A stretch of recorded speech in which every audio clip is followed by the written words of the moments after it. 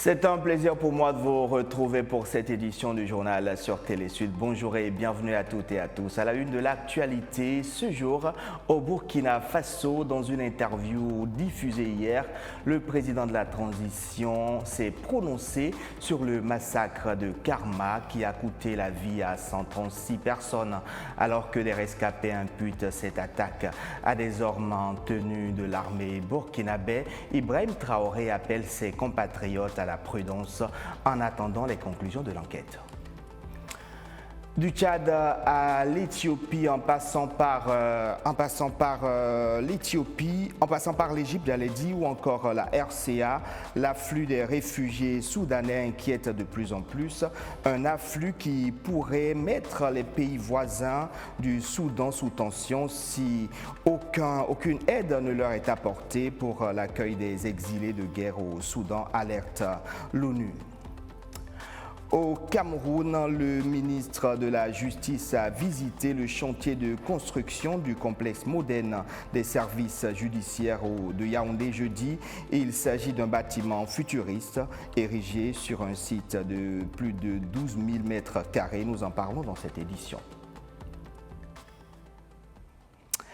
Nous ouvrons ce journal par le Burkina Faso, 2 semaines après le massacre de Karma qui a fait plus de 130 morts. Le président de la transition est monté au créneau. L'attaque aurait été perpétrée par des hommes en tenue de l'armée burkinabé, selon l'ONG Human Rights Watch, et des rescapés. Dans une interview accordée à la télévision nationale et la chaîne privée Canal 3, Ibrahim Traoré a appelé les Burkinabés à la prudence en attendant les conclusions de l'enquête qui a été commise sur ce drame. Mathieu Nicolas. Ça fait mal de voir ça. Voilà. Je pense qu'on m'a dit qu'il y a 136 corps qui ont été inhumés. Ça fait mal. C'était une prise de parole très attendue. Jeudi soir, le président de la transition au Burkina Faso, le capitaine Ibrahim Traoré, a accordé un entretien à la télévision publique nationale. Un entretien d'1 heure, principalement axé sur les questions sécuritaires du pays. Le plus brûlant, le massacre de Karma, qui a coûté la vie à 136 personnes, exécutées selon les rescapés par des personnes en uniforme militaire. Je vais profiter donc témoigner toute ma compassion aux victimes de Karma et à toutes les victimes du terrorisme. Un sujet qui secoue le Burkina. Beaucoup attendaient une réaction du président de transition, alors que l'armée burkinabé est pointée du doigt pour sa possible responsabilité dans l'attaque. Ibrahim Traoré balaye les accusations et préfère donner sa confiance à la justice. Les enquêteurs feront leur travail. Et les enquêtes sont en cours. On attend que les enquêteurs fassent leur travail et que les gens évitent de tirer des conclusions hâtives. Je vois que ça attire beaucoup, en tout cas, l'attention.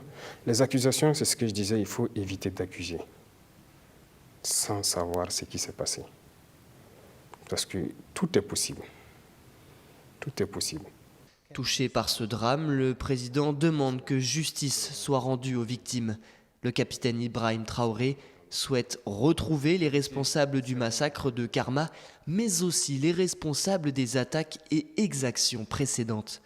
En attendant, des ONG continuent d'accuser les militaires burkinabés d'être responsables du massacre de Karma. Pour Amnesty International, le massacre de Karma est un énième exemple de la violence contre les civils au Burkina Faso. En visite au Tchad, l'envoyé spécial des États-Unis en Libye s'est entretenu jeudi avec les autorités tchadiennes au cœur de leurs échanges. Les questions de coopération régionale en matière de sécurisation des frontières et de développement économique. L'objectif de cette visite s'inscrit dans la contribution des États-Unis aux efforts pour relever les défis sécuritaires dans la région. Cette visite de Richard Norland intervient également à un moment où les combats font rage au Soudan, pays frontalier du Tchad. Et justement, parlant du Soudan, le président américain a menacé de prendre des sanctions contre les belligérants de la guerre qui se déroule dans le pays depuis le 15 avril. La violence au Soudan est une tragédie et doit cesser, a-t-il déclaré. Dans un communiqué, les combats ont déjà fait au moins 335 000 déplacés et 115 000 personnes ont été poussées à l'exil selon l'ONU. Nous l'évoquions depuis le début du conflit au Soudan, l'afflux de réfugiés vers les pays voisins s'intensifie. Plus de 100 000 personnes en sont déjà parties du pays. L'Égypte et le Tchad ont enregistré le plus d'arrivées pour le moment. Mais un nombre conséquent de personnes se dirigent également vers le Soudan du Sud ou encore vers la RCA, un afflux qui pourrait mettre les pays voisins du Soudan sous tension si aucune aide ne leur est apportée pour l'accueil des exilés de guerre, alerte l'ONU. Mathieu Nicolas. Le Tchad, l'Égypte ou encore le Soudan du Sud, depuis le 15 avril et le début des affrontements au Soudan, des centaines de milliers de personnes ont fui vers ces pays frontaliers. Et ils sont de plus en plus nombreux à le faire, d'autant que jusqu'ici, aucun cessez-le-feu n'a été vraiment respecté. L'aide humanitaire est urgente, mais elle est bridée. En déplacement à Port-Soudan, le responsable de l'ONU pour les affaires humanitaires, Martin Griffiths, alerte sur l'aide humanitaire trop insuffisante au Soudan. Je suis venu ici aujourd'hui pour témoigner par cette visite de la solidarité que l'ONU porte au peuple soudanais, surtout en ces temps extraordinairement difficiles. Ma responsabilité concerne l'opération humanitaire. Et donc aujourd'hui, j'ai eu des rencontres et des discussions avec des responsables d'agences humanitaires du système onusien, avec des ONG internationales et peut-être plus important encore, et le plus important, avec les représentants des Soudanais, des ONG et de la société civile soudanaise. À terme, le Haut Commissariat des Nations Unies pour les réfugiés s'attend à ce que plus de 800 000 personnes s'exilent à l'étranger. C'est quasiment autant que le nombre de réfugiés présents au Soudan. Et les besoins sont énormes. Des familles entières se retrouvent dans des camps de fortune où le manque d'infrastructures, d'eau potable et de nourriture est présent. Pour l'ONU, la situation doit changer au plus vite. Numéro 1, des accords clairs et définitifs, des engagements écrits et publics des parties pour protéger le mouvement des fournitures humanitaires, des travailleurs humanitaires, pour arrêter le pillage qui se produit des stocks humanitaires afin que les agences d'aide puissent faire leur travail qu'elles savent le mieux. Et numéro 2, la générosité de la communauté internationale des gouvernements du monde entier pour subvenir aux besoins du peuple soudanais qui connaît tant de souffrances et de telles difficultés en ce moment. 30 000 au Tchad, 40 000 en Égypte et plus de 20 000 au Soudan du Sud, les réfugiés continuent d'affluer dans les pays voisins du Soudan pour fuir le chaos. Ce jeudi, les Nations Unies ont appelé à fournir un soutien de 445 millions de dollars pour gérer la vague croissante de réfugiés en provenance du Soudan et pour répondre à l'aide humanitaire pendant une période de 6 mois. En Éthiopie, plus de conflits, mais la paix retrouvée après 2 ans de guerre au Tigré est encore fragile. En visite dans le pays, le chancelier allemand Olaf Scholz a exhorté jeudi le Premier ministre éthiopien Abiy Ahmed à assurer une paix durable dans le pays. Les deux dirigeants se sont rencontrés dans la capitale Addis Abeba pour discuter de questions bilatérales et multilatérales d'importance mutuelle. Olaf Scholz est en tournée en Afrique de l'Est, une tournée qui a débuté hier par l'Éthiopie. Au Cameroun, le ministre d'État, ministre de la Justice, a visité le chantier de construction du complexe moderne des services judiciaires à Yaoundé. Objectif, constater l'évolution des travaux. Il s'agit d'un bâtiment futuriste érigé sur un site de plus de 12 000 mètres carrés. Nos reporters Inès Belinga, Pierre Parfait Ndongo, Cyrine Guidjoy étaient de la partie. Voici le reportage. Voici ici présentée la maquette du complexe moderne des services judiciaires de Yaoundé au Cameroun. Dans les faits, le joyau architectural est déjà sorti de terre. Le maître d'ouvrage, le ministre d'État, ministre de la Justice, garde des Sceaux Laurent Isso, a pris le temps pour s'enquérir de l'évolution des travaux sur le site ce jour. Pièce après pièce, il a marqué un temps d'arrêt en passant chaque détail au peigne fin. Des salles d'audience aux salles d'eau en passant par les bureaux, rien n'a été négligé. L'architecte lui voit peut-être ces choses, mais moi, je suis là. Quelques remarques ont néanmoins été faites à l'architecte et au chef de mission de contrôle qui compte implémenter les recommandations. Les ajustements demandés par le garde des Sceaux, à savoir le souci des archives des armoires dans les bureaux, on va y réfléchir pour trouver des solutions. On va y réfléchir. Il y a toujours une solution pour pouvoir remédier à ce genre d'interrogation. Et ici, on assure que les délais seront respectés. Le délai de livraison, en réalité, à partir de la signature du marché du bâtiment A, c'est entre 12 et 18 mois. Les autres 4 bâtiments, vous avez vu, 2 sont déjà livrables. Bâtiments B et C sont déjà livrables. Nous en avons fait la visite tout à l'heure.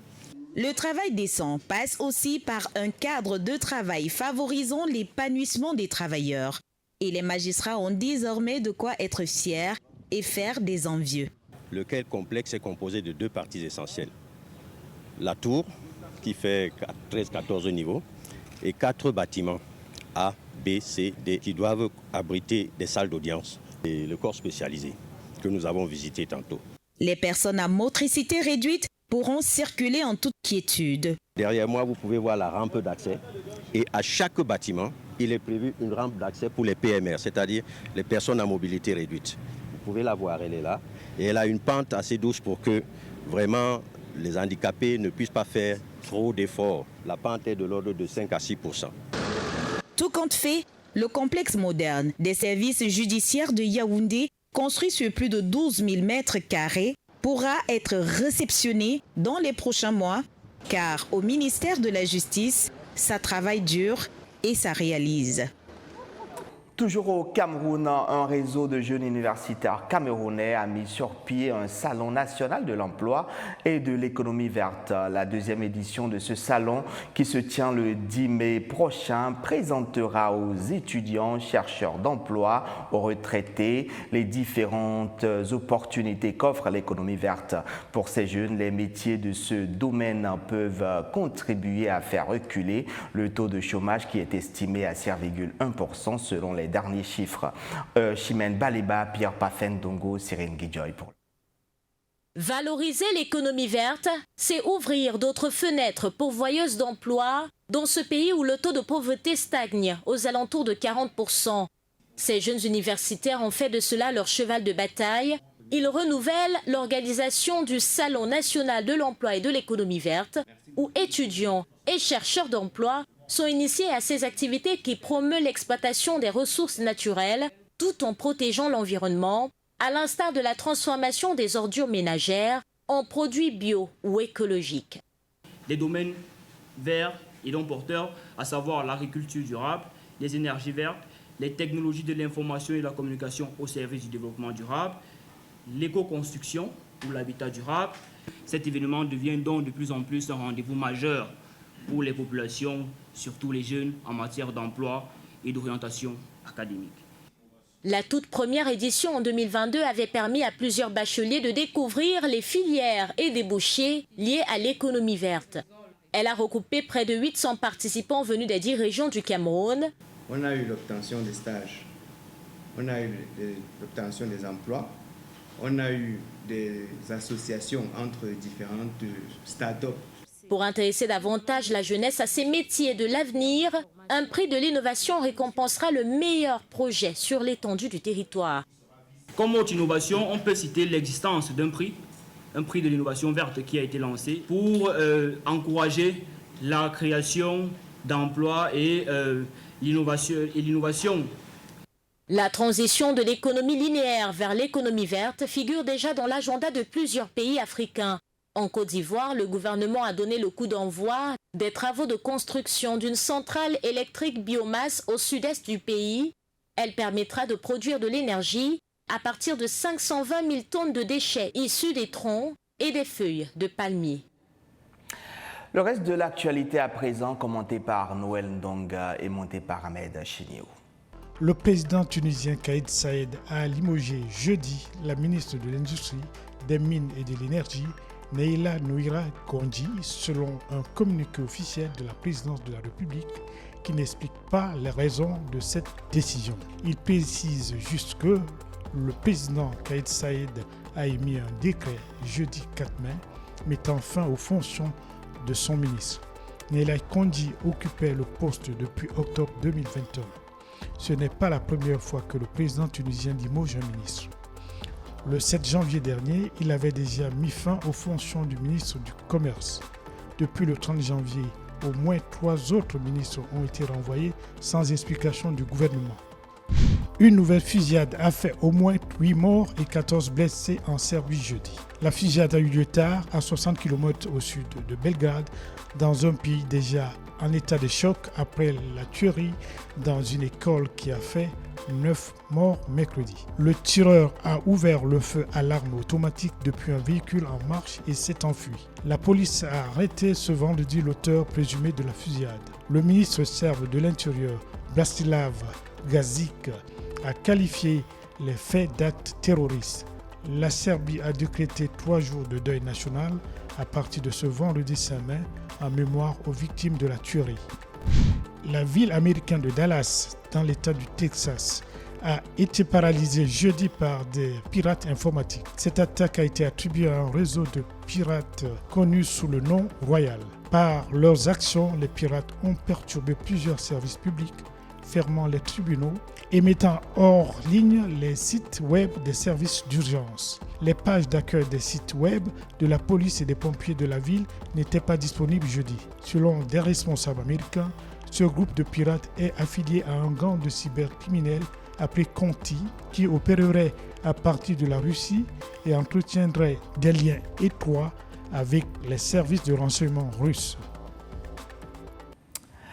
L'Assemblée nationale française a adopté jeudi en première lecture un texte qui abroge l'obligation vaccinale anti-Covid pour les soignants plutôt que de simplement suspendre cette obligation comme le prévoit le gouvernement. La proposition de loi a été adoptée en première lecture, comme je l'ai dit, avec 157 voix contre 137. Soukaina Scalissal pour plus de détails.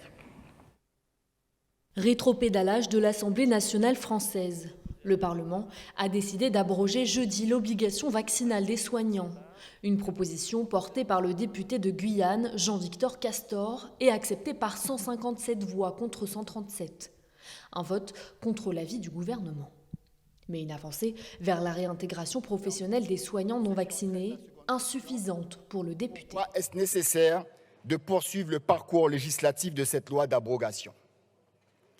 La réponse est simple, le décret ne fera que suspendre les suspensions, laissant donc la possibilité au gouvernement de réactiver la loi de 2021 dans ces mêmes termes, sans tenir compte de l'expérience des connaissances désormais acquises. Le 30 mars dernier, la Haute Autorité de Santé avait émis un avis recommandant la levée de l'obligation vaccinale contre le Covid-19 pour les soignants. Dans la foulée, le ministre de la Santé, François Braun, avait annoncé que le gouvernement allait suivre cet avis. La Haute Autorité de Santé nous a rendu le premier volet de ses travaux, le 30 mars, qui tient compte de l'évolution du contexte épidémiologique et qui s'oriente vers la levée de l'obligation vaccinale des professionnels de santé sur la base d'arguments médicaux et scientifiques.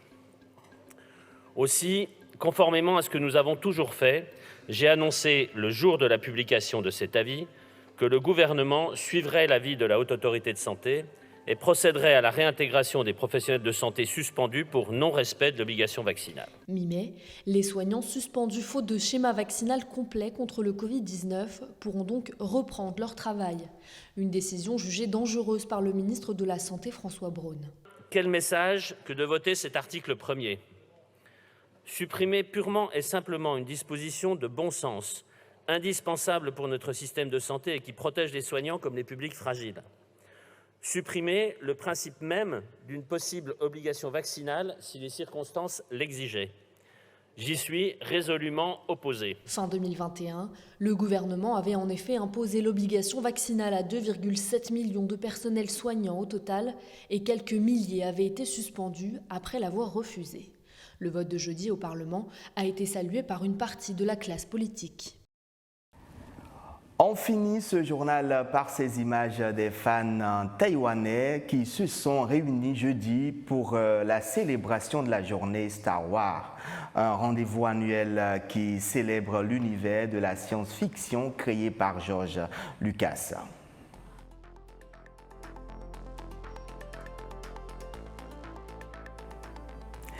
C'est tout pour ce journal. Merci de nous avoir suivis. Ne manquez surtout pas le point de l'actualité ce soir avec Soukaina Scali Sall. Quant à moi, je vous retrouve la semaine prochaine. Au revoir.